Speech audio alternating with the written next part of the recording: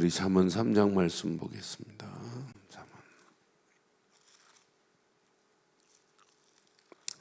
1절로 10절 교독하겠습니다. 잠언 3장 1절로 10절. 내 아들아, 나의 법을 잊지 말고 내 마음으로 나의 명령을 지키라.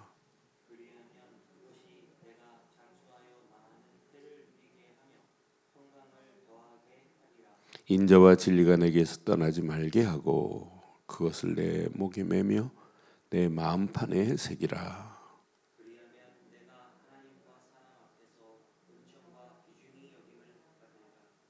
너는 마음을 다하여 여호와를 신뢰하고 네 명철을 의지하지 말라.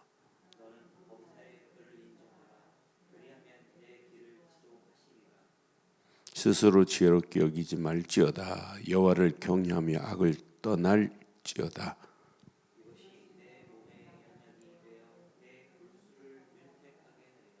두 절 읽습니다. 내 재물과 내 소산의 처음 익은 열매로 여호와를 공경하라. 그리하면 내 창고가 가득히 차고 내 포도즙 틀에 새 포도즙이 넘치리라. 아멘. 이 땅에 살아가는 동안 가장 복된 인생이 어떤 인생인가? 하나입니다. 불신자들도 인명은 제천이다. 하나님을 인정합니다. 그래 인정하지 범사에 하나님의 절대 주권을 인정하고 하나님 손에 붙잡힌 바 된 인생이 가장 복 있는 인생인데, 그런 하나님의 본질의 비밀을 모르고 살기 때문에 문제 오는 거예요. 그런데 오늘 솔로몬은 가지고 있는 것 어마어마해요. 잠언이나 솔로몬이 기록한 내용을 자세히 보면 부자로 말하면 솔로몬 같은 부자가 어디 있어요. 자기가 맘먹은 대로 다 할 수 있었어요. 저기다 연못 하나를 만들어야 되겠다. 어마어마한 연못을 만들고 그 사막 가운데 수목을 만들어 놓고 연못을 만들고 풍류를 알고 궁녀들 첩과 후궁들이 1000명이고 뭐 말 한마디로 다 돼요. 그럼 육신적으로는 최고입니다. 그런데 인생은 헛되고 헛되면 모든 것이 헛되도다. 그러면서 솔로몬의 이 잠언을 자세히 보면 가장 복 있는 것이 뭐냐? 하나님의 절대 주권을 인정하고 사는 것이 복 중에 가장 큰 축복입니다. 그런데 입술로만 인정하는 게 아니에요. 오늘 여기 마음에 새기고라는 말을 잘 한번 기억해 보면 우리가 1절 내 아들아 나의 법을 잊어버리지 말고 내 마음으로 나의 명령을 지키라 그랬어요. 우리의 신앙생활은 하나입니다. 그러니까 그 명령 안에 하나님의 법 안에 모든 게 다 들어있어요. 하나님의 계명을 안 지키고 하나님이신 언약을 잃어버리고 어떻게 살겠어요? 2절에 보니까 또 말해요. 자, 그리하면 하나님의 말씀의 법을 따라가는 자는 그것이 장수하여 많은 해를 누리게 하는 것이다 하며 평강이 더하게 될 것이다. 세상 것 가지고 무슨 평강이 있어요? 잠깐 편안하고 좋다는 것뿐이지 평강은 어디서부터 오는 거냐? 위로부터 오는 게 평강이에요. 그러니까 그 하나님의 말씀의 법을 따라가는 것은 우리 몸에 양약과 같다고 이렇게 지금 표현하는 거예요. 우리가 이 땅에 살아가는 동안 범사의 그분을 인정하고 산다. 이것만큼 복이 어디 있어요? 3절에 분명히 말해요. 인자와 진리가 내게서 떠나지 말게 하고 그것을 내 목에 매며 내 마음판에 새기라. 마음에 새기는 겁니다. 그러니까 인자와 진리, 이분이 앞으로 오실 메시아 아니에요? 우리에게 인자, 하나님의 아들 예수 그리스도, 이분만이 진리입니다. 그러니까 언약을 모르고는 하나님의 말씀을 이렇게 따라가야 된다. 못 따라가게 돼 있어요. 언약의 가치를 알면 알수록 하나님의 말씀이 내게 너무 귀중하구나. 그 말씀을 내가 품고 살아가는 것, 말씀만을 의지하고 살아가는 것, 이게 복 중에 복이구나. 그러니까 신앙생활은 어떤 면은 너무너무 간단해요. 간단한 원리가 있어요. 너무너무 쉬워요. 분명히 이 비밀의 그 가치를 알면, 4절에 그 가치를 진짜 알면 내가 많은 사람, 하나님과 사람 앞에서 은총과 귀중히 여김을 받으리라. 너는 마음을 다하여, 그 다음 절 5절에 보니까 너는 마음을 다하여 여호와를 신뢰하고 내 명철을 의지하지 말라. 6절 제일 중요합니다. 오늘 이 말씀 붙잡고 가면 돼요. 너는 범사에 그를 인정하라. 그리하면 네 길을 지도하시리라. 범사에 하나님만을 인정하는 거예요. 아니, 하나님의 절대 주권만을 인정하는 거예요. 범사에. 지금 됐다, 된 것도 내가 잘해서 된 거 아니에요. 착각합니다. 목에 십자가 메고 하나님 인정 안 해요. 손가락에 묵주 반지에 뭐예요? 이것 끼고도 하나님 인정 안 해요. 그러니까 얼마나 어리석어요. 범사에 하나님을 인정한다. 범사에 하나님의 절대 주권을 인정하는 삶 속에 산다. 그럼 아무나 인정할 수 있는 게 아니에요. 그래서 오늘 솔로몬은 지금 마음을 3번, 지금 1절로 6절까지 3번 얘기하는 거예요. 마음을 다하고 마음을 새기고 이렇게 지금 강조하는 거예요. 그러니까 언약이 내 생각 속에만 있으면 안 되고, 생각에서 잊어버리면 안 되고, 마음에 간직하지 않으면 안 되고, 이것이 생각과 마음은 뇌를 터치하면서 이게 영혼에 각인되는 거예요. 한마디로 하나님의 말씀을 내 영혼 속에 각인되지 않으면 결국 안 되는구나. 신앙생활은요, 각인입니다. 뭐가 각인되냐에 따라서 달라져요. 새끼 요리를 어려서부터 하나를 각인시키면 그대로 합니다. 똑같습니다. 동물도 하나가 각인되면 그대로예요.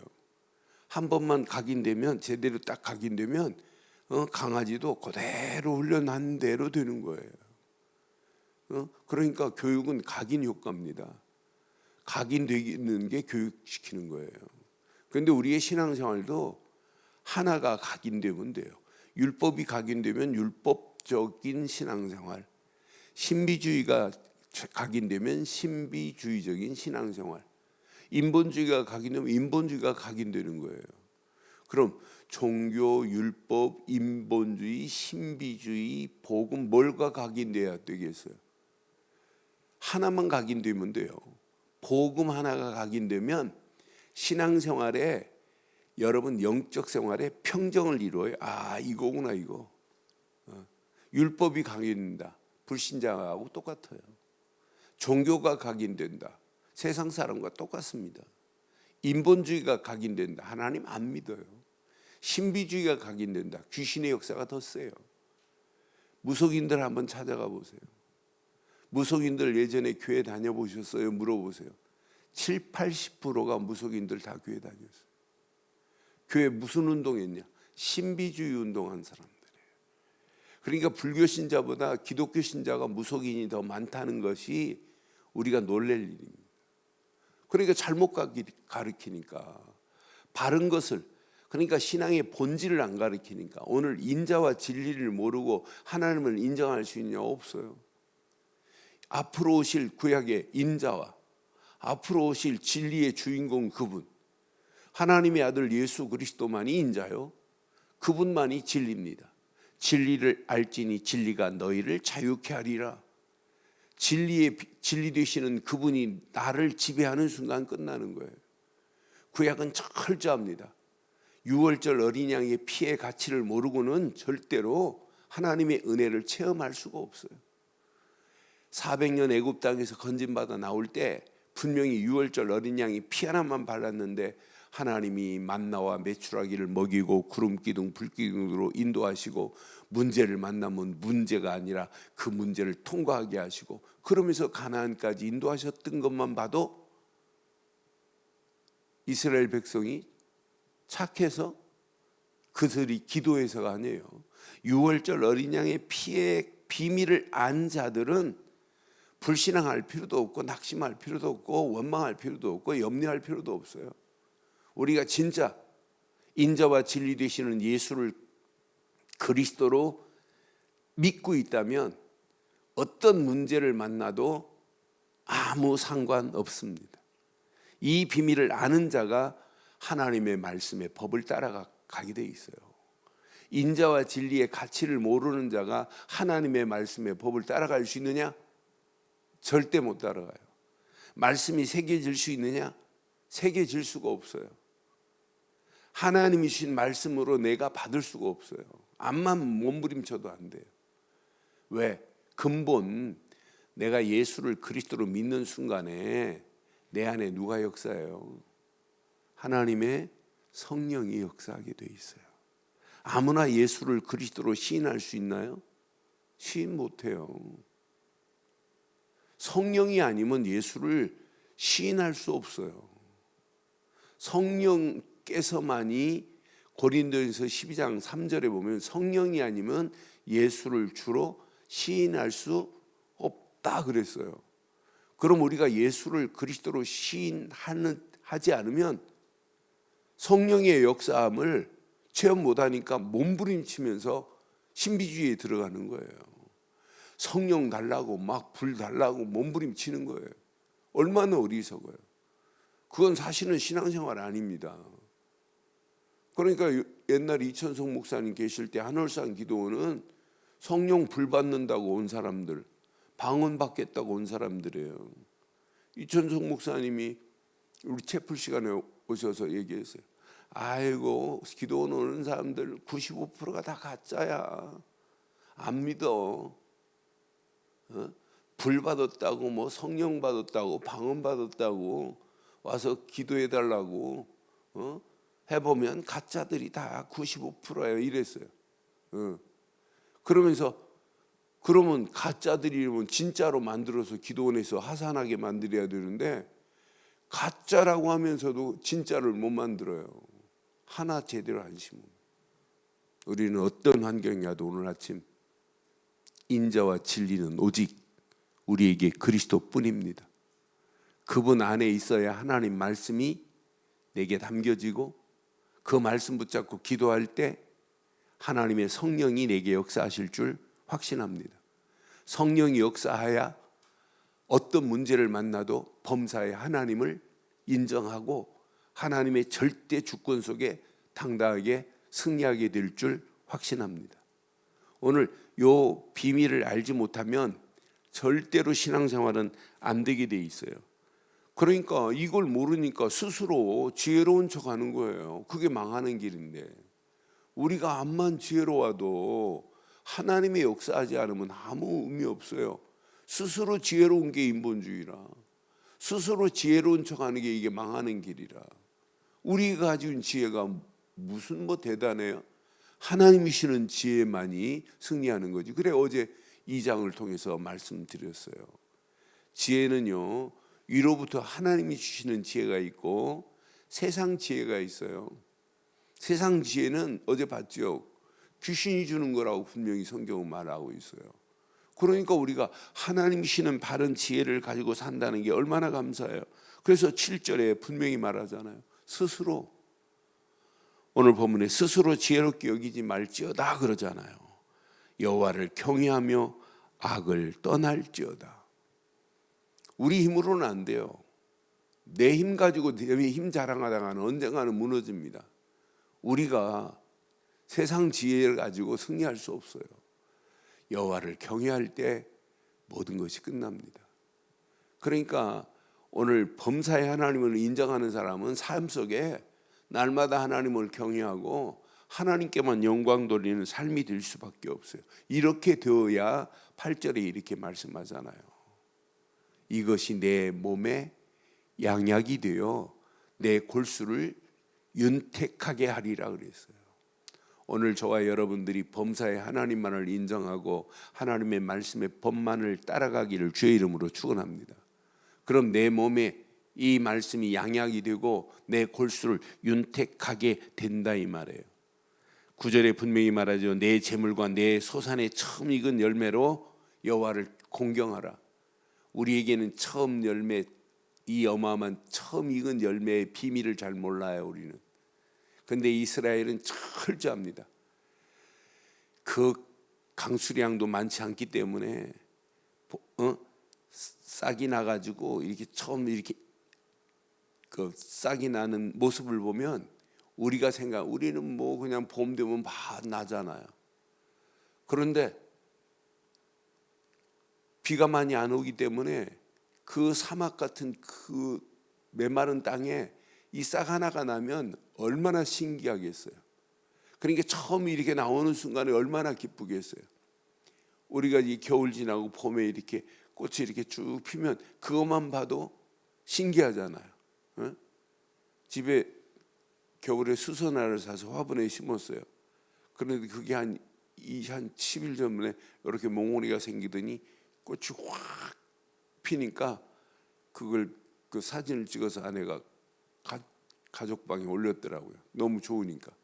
그러니까 이제 봄에 제일 먼저 이렇게 피는 꽃뼈도 신기하잖아요.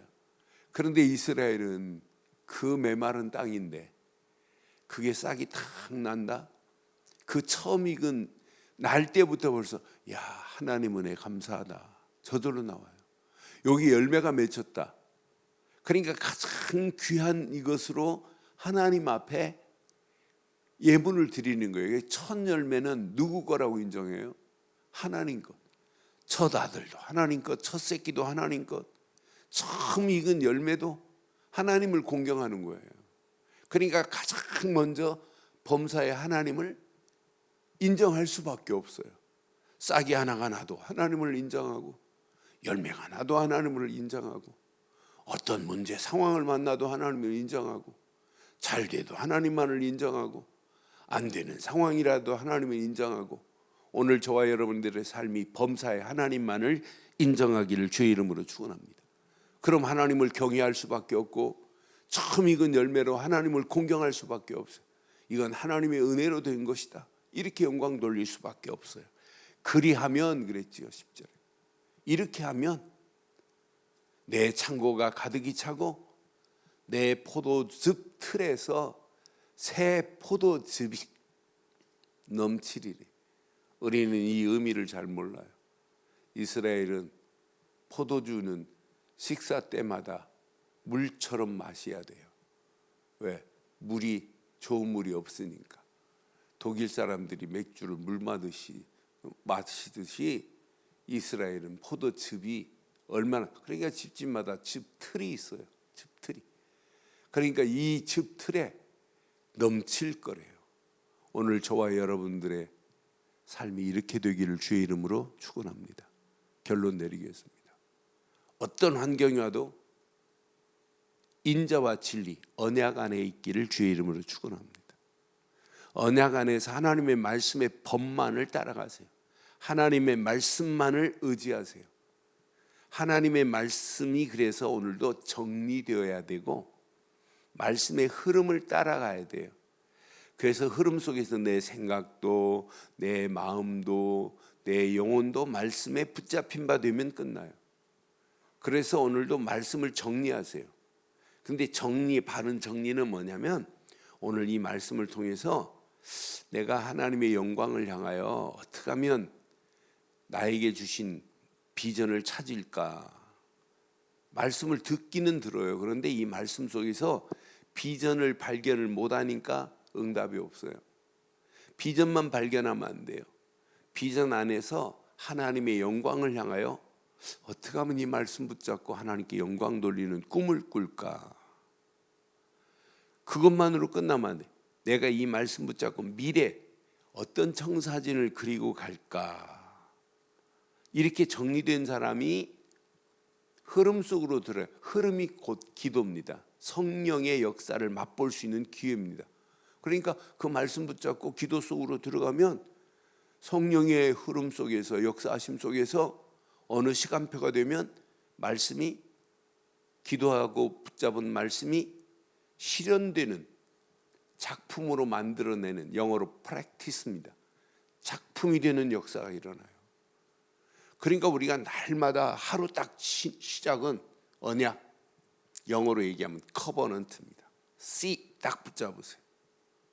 그 안에서, 말씀 안에서 비전과 드림, 꿈과 이미지, 청사진과 그 말씀이 응답되는 맛을 보면 저와 여러분의 삶이 새 포도즙 틀에 새 포도즙이 넘치는 그런 축복으로 하나님이 우리를 인도하실 줄 확신합니다.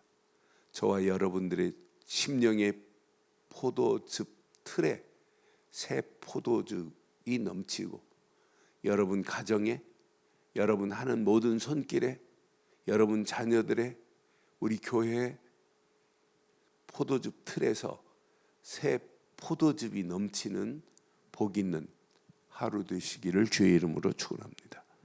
전능하신 하나님, 은혜 감사합니다. 주신 귀한 메시지가 내 안에 잘 박힌 목과 같이 박혀 범사에 하나님만을 인정하는 축복의 길을 가게 부족함이 없도록 인도하옵소서. 하나님이 오늘도 우리의 가는 길을 지도하시는 축복 속으로 가기를 간절히 소원합니다. 말씀 붙잡고 기도하다 더 큰 하나님의 은혜가 차고 넘치게 하시며, 내 심령에, 우리의 가정에, 우리 자녀들에게, 우리 하는 모든 손길에, 우리 교회에 오늘 이 포도즙 틀에서 새 포도즙이 넘치는 복 있는 하루의 시작이 되게 하옵소서. 지금은 우리 주 예수 그리스도의 크신 은혜와 하나님의 무한하신 사랑과 성령님의 내주 인도 역사 충만하신 은혜가 오늘 말씀 주신 대로 새 포도즙이 넘치기를 소원하며 달려가는 심령 머리 위에, 가정, 사업, 직장, 자녀들 위해, 인터넷으로 함께하는 모든 현장과 우리들 좋은 교회 위에 지금부터 영원토록 함께 있을지어다. 아멘.